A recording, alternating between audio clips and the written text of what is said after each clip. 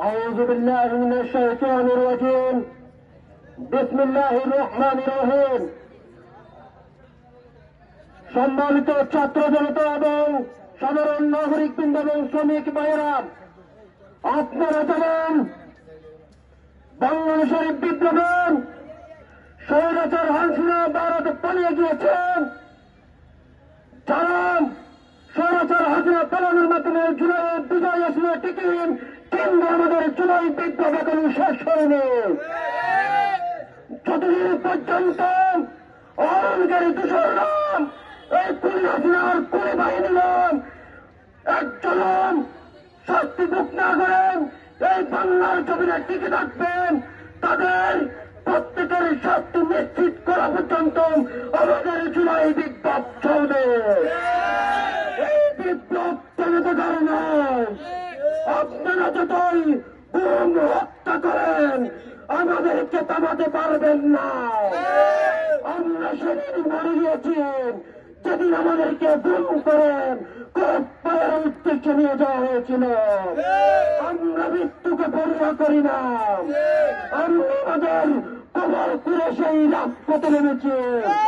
আমাদের দাফনের জন্য সকল ত্যাগ তিনিকা করেন। আমরা বিপ্লবকে সামনে দিয়ে এই আওয়ামী ব্রিটিশ হাসিনার শাস্তি নিশ্চিত করেন। এই বাংলার জমিনে ইনসাফ ভিত্তিক রাষ্ট্র প্রতিষ্ঠার মাধ্যমে জুলাই বিপ্লবের সমাপ্তি ঘটবেন।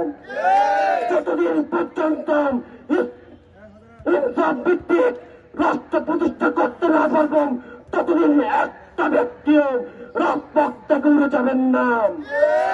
আমরা এই বাংলার জমিনে আইনের শাসনকে ইনসাফের ন্যায় আনতে চাই। এই আইনের সরকারের লেটগুলো নামাই নিলাম।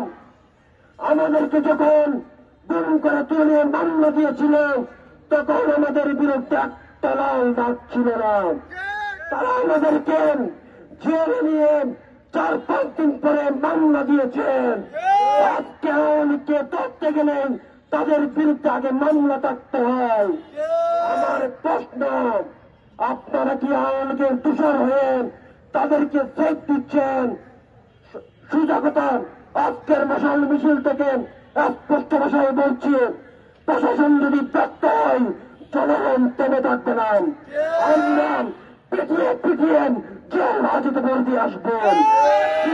তখন ছাত্র জনতাকে আইনের আত্মহাই দেখাবেন না। আমি আমার সংক্ষিপ্ত বক্তব্য এখানে শেষ করছি। ওমা তৌফিক ইল্লা বিল্লাহ।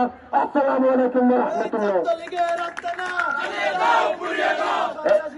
गुलामी ना आजादे, गुलामी ना आजादे, दिल्ली ना ढाका।